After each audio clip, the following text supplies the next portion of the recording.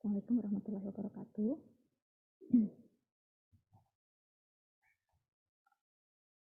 Pertemuan pertama ini di penyakit paliatif care ya. Saya akan masuk dengan penyakit terminal dan proses berduka. Saya Desi hanya di sini. Mungkin kita sudah ketemu sebelumnya ya di mata kuliah sebelumnya, semester sebelumnya. Kali ini kita akan membahas tentang penyakit terminal dan hubungannya dengan paliatif care. Izin untuk share screen di sini. 30 menit ke depan kita akan membahas mengenai apa itu penyakit terminal dan tahap-tahap berduka yang dialami oleh pasien serta bagaimana mereka menghadapi kematian. Setiap manusia itu pastinya akan mengalami yang namanya kematian, karena kematian itu tidak mengenal usia, tidak mengenal jenis kelamin, bahkan kita bisa saja kapan saja meninggal gitu ya, tidak pernah tahu umur kita sampai kapan. Nah, ini tolong dipahami sehingga justru orang dengan vonis bahwa penyakitnya ini sudah tidak bisa disembuhkan, pasiennya ini sudah menghadapi fase kematian dan lain sebagainya, dia mempunyai kondisi untuk mempersiapkan diri dengan skala waktu yang mungkin bisa diramalkan. Tapi ingat, kembali lagi, ramalan itu hanya sebatas ramalan manusia. Selebihnya mengenai umur dan ajal itu tidak ada yang pernah tahu kecuali Allah gitu ya, karena semuanya sudah tertulis di Lauhul Mahfuz. Nah, apa itu penyakit terminal? Jadi penyakit terminal adalah penyakit yang secara medis atau kedokteran ini tidak bisa disembuhkan lagi. Dan penyakit ini terjadi pada stadium lanjut. Banyak sekali penyakit-penyakit yang seperti itu, misalnya CA, kanker stadium 3A, 3B gitu ya. Kemudian DM dengan komplikasi, penyakit gagal ginjal kronis, dan lain sebagainya. Banyak sekali ya. Kondisi terminal ini merupakan keadaan sakit di mana tidak ada lagi harapan bagi pasien untuk bisa sembuh. Ini menurut akal sehat manusia ya, tapi tidak terlepas dari yang namanya takdir tadi ya, bahwa segala sesuatu itu sudah ditakdirkan, bahkan ajal kita pun sudah tertulis di sejak kita belum diciptakan gitu ya, atau di Lauhul Mahfuz.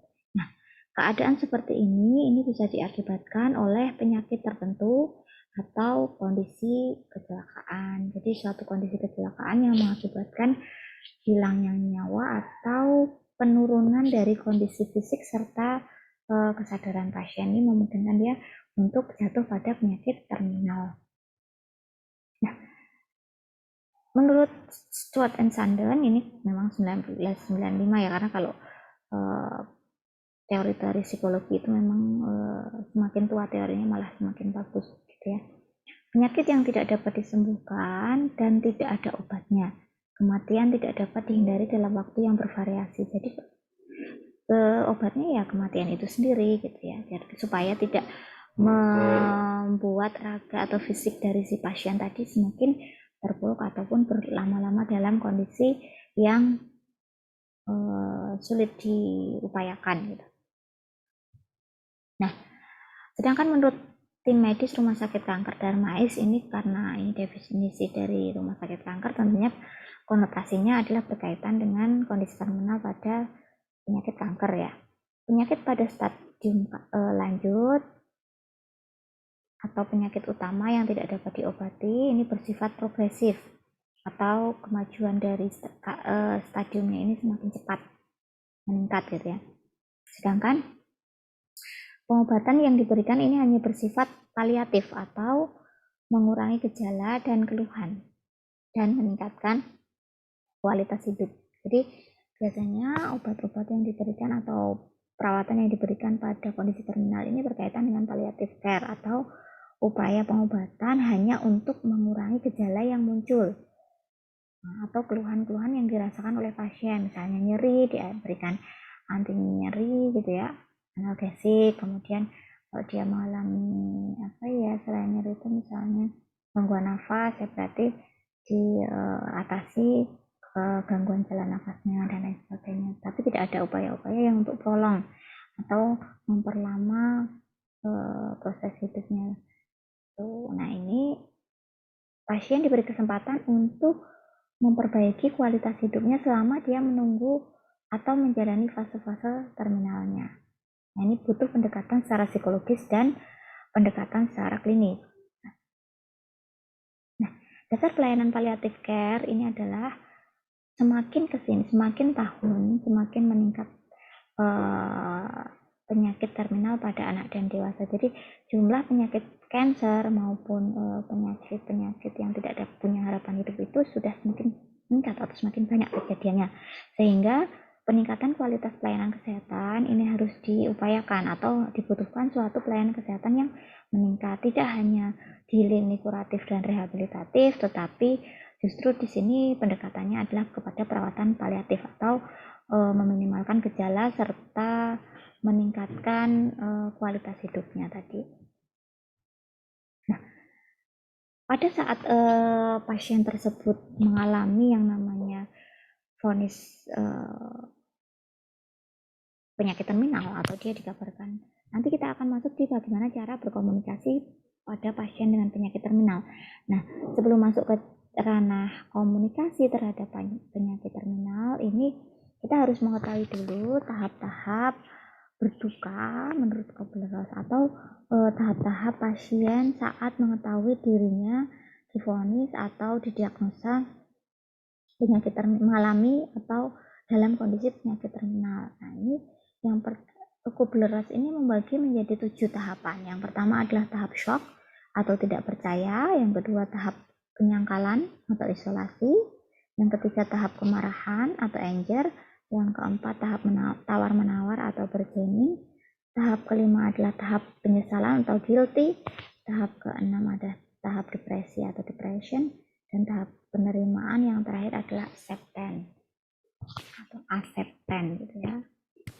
Nah, saya akan menjelaskan tahap-tahap tersebut berdasarkan sudut pandang pendekatan dan dari segi keperawatan. Nah, tahap yang pertama yang dilalui pasien ketika divonis penyakit terminal, dia pastinya berduka, ya, sedih gitu ya. Nah, tahap yang pertama tadi tahap shock atau tidak percaya. Jadi ini adalah tahap pertama dari fase berduka.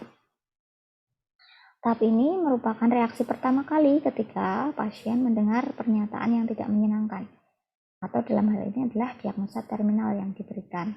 Nah, ketika berada di tahap ini, kebanyakan pasien atau orang itu justru tidak merasakan apapun, datar gitu ya, karena shock, mati rasa gitu ya, tidak terasa keluh, air mata tidak bisa keluar, tetapi dia kaget. Nah, pengalaman ini bisa menjadi pengalaman yang membuat dia menjadi shock karena individu ini tidak segera merasakan perasaan hancur dengan berita tersebut. Jadi kondisi yang mati rasa gitu ya, atau tidak percaya. Nah, pasien ini akan recovery dari kondisi shock, ini masuk ke dalam tahap penyangkalan atau isolasi. Pasien ini merasa tidak siap untuk menerima keadaan yang sedang terjadi dalam dirinya atau kondisi yang terjadi sebenarnya. Dan reaksi yang ditunjukkan adalah reaksi penolakan. Kenapa saya? Apa salah saya? Apa yang sudah saya lakukan sebelumnya dan lain sebagainya. Jadi kondisi penolakan. Pada fase ini, bentuk bantuan yang bisa diberikan perawat adalah waspada terhadap isyarat-isyarat yang diberikan pada fase penyangkalan atau denial ini, yaitu pasien menunjukkan sikap seperti menanyakan tentang keadaannya atau prognosisnya, atau pasien bisa mengekspresikan perasaan yang dirasakan, misalnya tadi, peluang hidup saya seperti apa, atau saya kelanjutannya seperti apa, kenapa harus saya, dan lain sebagainya tadi. Pasien tergantung dari karakter individu masing-masing ya, ada yang secara terbuka mengekspresikan saya sedih, saya marah, saya kecewa, saya takut. Ada juga yang berdiam diri atau isyarat bahasa nonverbalnya yaitu mogok makan dan lain sebagainya. Tahap yang ketiga setelah denial ini adalah jatuh ke dalam tahap kemarahan. Fase yang dilalui oleh setiap orang tentunya berbeda-beda. Ada yang langsung ke kemarahan, ada yang dari mulai bargaining, ada yang denial dan lain sebagainya. Tapi ini kembali ke kondisi psikologis yang dipunyai oleh pasien tersebut. Rasa marah ketika ada di fase marah ini biasanya terjadi karena kondisi yang dialami pasien ini dinilai mengancam kehidupannya. Orang yang divonis HIV/AIDS ini dengan segala hal yang telah diperbuatnya sehingga dirinya merasa gagal untuk meraih cita-citanya. Misalnya orang dengan B12 tadi atau B19 atau HIV/AIDS ini, dia merasa putus semua harapannya atau cita-citanya yang sudah dirancang sebelumnya ini musnah, ya. Umumnya pasien ini akan merasa berdosa telah mengekspresikan perasaan marahnya. Ya, ada pasien yang memang langsung marah, memukul meja, menggebrak pintu, berteriak keras, macam-macam ya. Untuk hal ini, perawat perlu membantu pasien agar mengerti bahwa perasaan yang dirasakan adalah respon yang normal. Jadi biarkan dulu pasiennya itu merasa diterima oleh lingkungannya terhadap kondisi marahnya. Dampingi tetapi tidak boleh mengintervensi kondisi marahnya. Tidak apa-apa jika kalian mengatakan atau kita sebagai perawat mengatakan, Bapak silahkan marah terlebih dahulu, itu adalah fase yang normal atau wajar dialami oleh setiap individu yang baru pertama kali mengetahui kondisi penyakitnya, apalagi divonis dalam kondisi yang harapan hidupnya kecil. Nah, fase yang selanjutnya adalah tawar-menawar atau bargaining. Nah, setelah pasien itu mengalami fase kemarahan, biasanya kondisi kemarahannya ini sudah mulai mereda. Nah, pada kondisi tersebut pasien mulai bisa menerima apa yang tengah terjadi pada dirinya. Pada fase ini, fungsi yang dilakukan peran perawat yang perlu dilakukan adalah menjadi pendengar yang baik bagi keluhan yang dirasakan pasien dan mendukung pasien agar dapat berkomunikasi dengan baik tentang apa yang dirasakan. Saya tahu Bapak marah, saya tahu Bapak kemarin tidak terima dengan kondisinya, kemudian Bapak tidak sendiri melalui ini, ada keluarga, ada teman-teman yang lain juga yang survivor juga, kemudian selalu ada perawat yang bisa menjadi teman untuk bicara. Jadi silahkan Bapak atau Ibu bisa mengutarakan perasaannya. Nah, ini adalah peran perawat untuk berkomunikasi dalam fase ini agar dapat mengurangi rasa bersalah atau ketakutan yang kira-kira menurut pasien ini tidak membutuhkan. Tahap kelima, tahap selanjutnya adalah fase penyesalan atau guilty. Penyesalan ini bisa terjadi ketika pasien merasa menyesal atas apa yang telah terjadi atau apa yang telah dilewatkan di masa lalu. Oh ya, sebelum saya lupa, dalam kondisi bargaining tadi atau tawar-menawar, pasien bisa saja mengatakan seandainya waktu itu seandainya saya tidak makan makanan yang tidak sehat, gaya hidup saya itu sehat, saya suka berolahraga, saya tidak makan makanan yang mengandung lemak terlalu tinggi, saya tidak sembarangan konsumsi garam dan lain sebagainya, mungkin saya tidak seperti ini. Itu adalah ciri dari bargaining. Jadi di tawar-menawar itu didengarkan saja. Nah, pada tahap penyesalan ini atau guilty bisa muncul pada kondisi pasien yang terjadi dengan atau apa yang telah terlewatkan di masa lalu. Jadi penyesalan ini bisa terjadi ketika pasien merasa menyesal. Saya menyesal melakukan bergaya hidup yang tidak sehat tadi, kurang olahraga, kurang gerak dan lain sebagainya. Maka saya tidak akan mengulangi hal-hal tersebut. Nah, pada tahap ini pasien mungkin memiliki keinginan untuk memutar waktu kembali dan melakukan beberapa hal dengan cara yang berbeda. Seandainya saya waktu itu mulai berolahraga dan lain sebagainya, mungkin tidak akan seperti ini kejadiannya. Nah, ini adalah fase di mana pembinaan duka akan sangat membantu mereka dengan cara melakukan berbagai ingatan dan penyesalan dalam lingkungan yang mendukung. Ini maksudnya apa ya?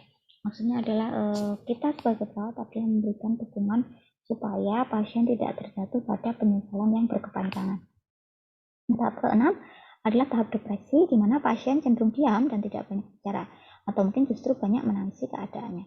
Inilah tenang di sisi pasien yang tengah mengalami kesedihannya sebelum meninggal dunia. Jadi dalam fase ini perawat perlu untuk selalu hadir di dekat pasien dan mendengarkan apa yang dikeluhkan. Komunikasi nonverbal mungkin akan menjadi cara yang paling efektif untuk hal ini. Dengan misalnya duduk tenang di samping pasien, mengamati reaksi nonverbal yang ditunjukkan, sehingga mampu menemukan rasa aman bagi pasien bahwa perawat mendukung kondisi ini. Tahap yang terakhir adalah tahap penerimaan atau acceptance.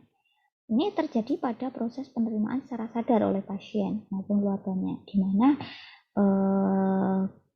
penerimaan itu terjadi dalam keadaan yang tengah terjadi atau kemungkinan-kemungkinan yang akan terjadi selanjutnya.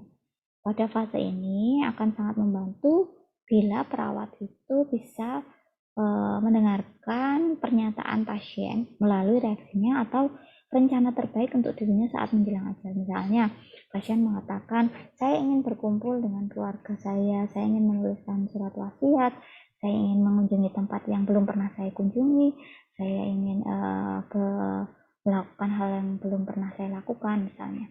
Nah, fase ini diawali dengan ditandai pasien merasa tenang dan damai. Pada saat seperti itu, pengertian dari keluarga dan teman akan sangat dibutuhkan bahwa pasien ini sudah menerima kondisinya. Nah, tahap selanjutnya saat pasien mulai menerima kematian, ya, ini juga ada beberapa teori yang mengatakan ini penolakan atau isolasi itu penolakan atau denial, menyangkal bahwa dia akan meninggal, ini merupakan mekanisme pertahanan diri. Kemudian anger, penyangkalan yang memunculkan kemarahan atau kebencian, kegusaran yang diekspresikan dari iri hati. Nah, sasaran kemarahannya itu bisa orang-orang yang terdekat, misalnya petugas kesehatan yang ada di situ, anggota keluarga, atau justru menyalahkan Tuhan, gitu, menyalahkan takdir. Nah, dalam kondisi tawar-menawar ini, pasien ini berharap kematiannya bisa ditunda. Dia akan berjanji untuk memberikan hidupnya, mendedikasikan hidupnya untuk lebih baik lagi dalam beribadah ataupun melakukan aktivitas untuk beramal soleh. Nah, lanjutan di sini fase depresi ini adalah fase depresi di mana pasien ini mulai menerima kepastian atau kabar kematiannya, sehingga pasien ini menjadi pendiam, menolak dikunjungi, menangis, dan berduka, berdiam diri dalam kamar, tidak mau keluar rumah, dan lain sebagainya. Dan diikuti oleh fase terakhir yaitu penerimaan akhir yang merupakan akhir dari perjuangan menjelang kematiannya, mengembangkan rasa damai, menerima nasibnya, dan perasaan dan rasa sakit pada sakit yang mulai hilang. Biasanya komentarnya rasa sakitnya akan segera hilang dan lain sebagainya. Nah, pemahaman terhadap kontrol penolakan ini sangat penting, di mana pemahamannya akan menjadi kendali terhadap strategi adaptif yang dapat mempengaruhi dan mengendalikan peristiwa. Misalnya ketika pasien tersebut mengalami fase denial atau penolakan, strategi yang bisa dilakukan adalah strategi adaptif, di mana penolakan tersebut mencegah individu untuk mengatasi kematian tidak dengan marah atau terluka, misalnya menerima kematiannya, tidak malah melukai hidupnya. Ada loh pasien yang sudah divonis menderita penyakit terminal justru malah mengakhiri hidupnya sebelum kematian yang sebenarnya itu datang, karena mungkin merasa tidak ada harapan hidup lagi, daripada nanti toh seandainya saya hidup juga mati, maka mati sekarang itu lebih baik. Nah, ini adalah kondisi-kondisi yang dihindari, sehingga strategi yang dilakukan adalah menerima kondisinya dan mengatasi kondisinya itu dengan keikhlasan dan lain sebagainya. Yang kedua adalah strategi maladaptif, yaitu penolakan untuk menjalankan fungsi-fungsi yang dapat mempertahankan hidup. Misalnya mengalihkan dengan makan yang terlalu banyak, obsesif kompulsif dan lain sebagainya, tidur terus dan lain sebagainya. Ini maladaptif. Nah, saya akan menyinggung sedikit mengenai beberapa konteks di mana kebudayaan itu masuk dalam penerimaan dalam kondisi terminal atau menjelang kematian. Misalnya di negara yang mereka menganut kebebasan gitu ya, contohnya di Amerika Serikat, sebagian besar kematian ini terjadi di rumah sakit karena individu memperoleh perawatan yang lebih paripurna gitu ya, namun juga bisa menghabiskan hari-hari terakhirnya dalam kondisi sendirian atau ketakutan ya.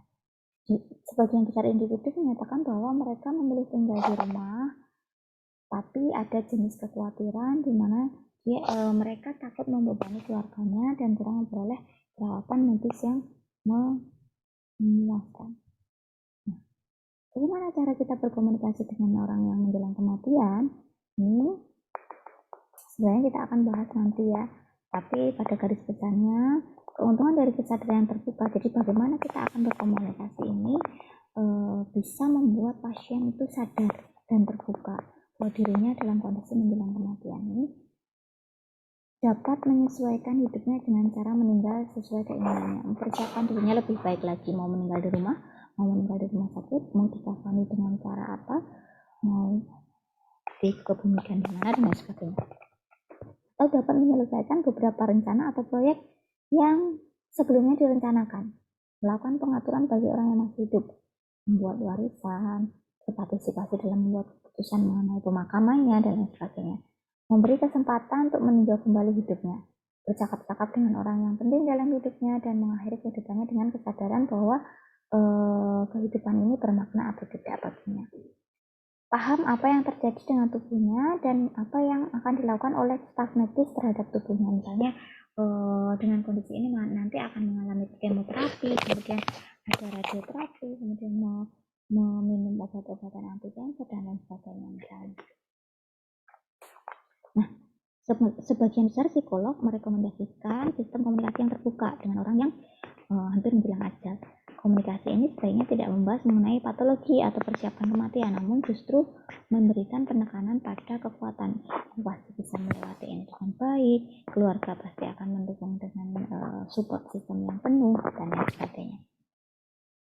Nah, fase-fase berduka cita tadi pasti akan dialami oleh setiap orang yang mengalami kematian. Nah, duka cita itu sebenarnya apa sih? Nah, duka cita adalah sekumpulan emosional, ketidakyakinan, kecemasan karena keterpisahan atau separation anxiety, sebagian mengekspresikan dengan putus asa, kesedihan, dan kesepian yang menyertai kehilangan seseorang yang kita cintai. Duka cita yang berkepanjangan atau prolonged grief ini adalah jenis duka cita dengan keputusasaan yang berkepanjangan dan tidak terselesaikan selama beberapa waktu tertentu. Setahun, 2 tahun, 3 tahun, lama, butuh waktu lama. Sedangkan duka cita disenfranchised ini merupakan duka cita terhadap orang yang meninggal yang secara sosial merupakan kehilangan yang tidak dapat diungkapkan atau didukung secara terbuka. Duka cita bersifat multidimensional dan dapat berlangsung selama bertahun-tahun. Maka proses duka cita ini pun naik turun, up and down. Bukan tahapan yang teratur dan jelas, melibatkan perasaan emosi yang berlangsung cepat, menghadapi tantangan untuk mempelajari keterampilan baru, mendeteksi kelemahan dan keterbatasan pribadi, bisa juga untuk menciptakan pola-pola perilaku yang baru dan membentuk persahabatan dengan relasi yang baru. Jadi ini duka cita yang adaptif ya. Nah, mungkin nanti akan ada yang membahas tentang kehilangan ya. Ini kan tadi saya hanya menyinggung tentang berduka, loss and grief. Nah, sedangkan model grief process merupakan model usaha coping untuk masalah kematian. Jadi orang yang kehilangan nanti apabila orang tersebut meninggal, keluarga mungkin akan mengalami yang namanya stresor yang berorientasi pada kehilangan. Jadi fokus dari individu yang telah meninggal dan mencakup ini, jadi fokusnya itu pada individu yang telah meninggal tersebut dan bisa jatuh pada perasaan yang berduka sehingga dia mengenang kembali secara positif atau negatifnya.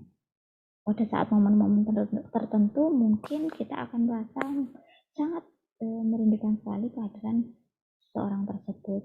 Atau stresor yang kedua adalah stresor yang berorientasi pada pemulihan, di mana stresor tingkat 2 ini timbul sebagai mekanisme yang tidak langsung dari bergabung, mencakup perubahan identitas dan menguasai keterampilan. Jadi bagaimana dia pulih terhadap kehilangan tersebut dan menghadapi realitas sesungguhnya dengan menciptakan suatu keterampilan baru yang menopang itu. Bagaimana coping terhadap kematian ini? Jika terjadi kematian, maka setiap orang itu pasti berbeda-beda responnya. kematian yang terjadi secara mendadak cenderung memberikan dampak yang lama pulihnya gitu ya terhadap individu yang ditinggalkan. Nah, proses coping juga terasa akan lebih sulit bagi mereka yang seringkali disertai dengan gangguan stres pasca trauma atau post traumatic stress disorder atau PTSD. Post traumatic distress syndrome. Sindrom ini distress ya. Variasi budaya dalam duka cita ini bermacam-macam, di mana setiap individu ini memiliki cara yang berbeda-beda dalam berduka cita dan penanggulangan masalah yang berbeda-beda pula yang berkaitan dengan budaya. Dari cara untuk mengatasi pengalaman menghadapi kematian dari orang yang mungkin dekat dengan kita cintai dan lain sebagainya, ini melibatkan proses yang bertumbuh, proses yang fleksibel dan kepatutan dalam konteks budaya. Proses kesadaran terhadap dunia ini, proses duka cita dapat menstimulasi individu untuk berjuang agar memahami dunianya. Ketika kematian disebabkan oleh kecelakaan atau bencana, maka usaha yang dilakukan adalah semakin sulit untuk dicapai. Jadi kematian yang terjadi secara mendadak, baik itu secara bencana maupun dari kecelakaan yang mendadak ini membutuhkan suatu proses yang lebih sulit daripada orang yang sudah tahu bahwa kematiannya sudah dekat. Nah, pada proses kehilangan pasangan hidup, pengalaman kehilangan yang paling berat adalah kematian pasangan tersebut. Jadi ini bisa menjadi bumerang atau proses yang paling menyakitkan. Proses yang paling menyakitkan dalam hidupnya, di mana menimbulkan risiko menderita masalah-masalah kesehatan psikosomatik ya. Mungkin stres itu kan bisa memunculkan gangguan penurunan daya tahan tubuh, kemudian penyakit gastrointestinal dan sebagainya. Individu yang hidup sendiri cenderung untuk meningkatkan kehidupan religiusitasnya, meningkatkan keimanannya, ketakwaannya, dan keyakinan spiritualnya yang berkaitan dengan tingkatan duka cita yang lebih rendah. Jadi biasanya orang dengan coping spiritual yang lebih baik, dia akan merasakan kehidupan yang lebih rendah dibandingkan orang yang spiritualnya rendah, dia juga akan mengalami proses duka cita yang lebih dalam.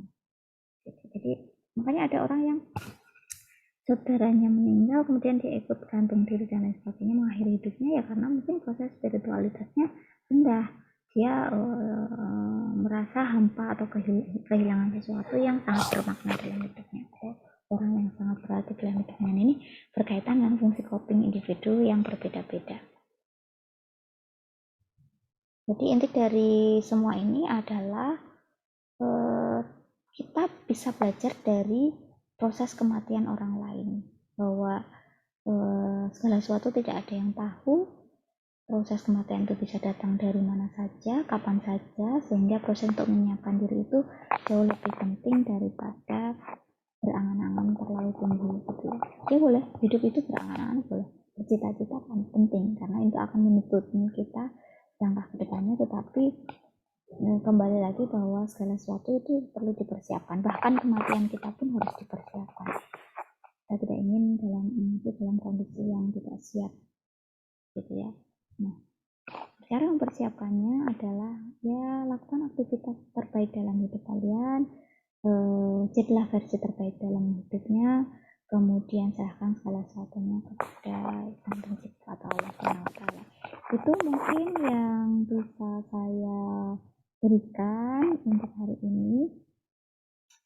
Silahkan kalau ada kuis nanti silahkan dikerjakan ya kuisnya dalam waktu seminggu, biasanya mengerjakannya dalam waktu 5-10 menit. Ikuti alurnya.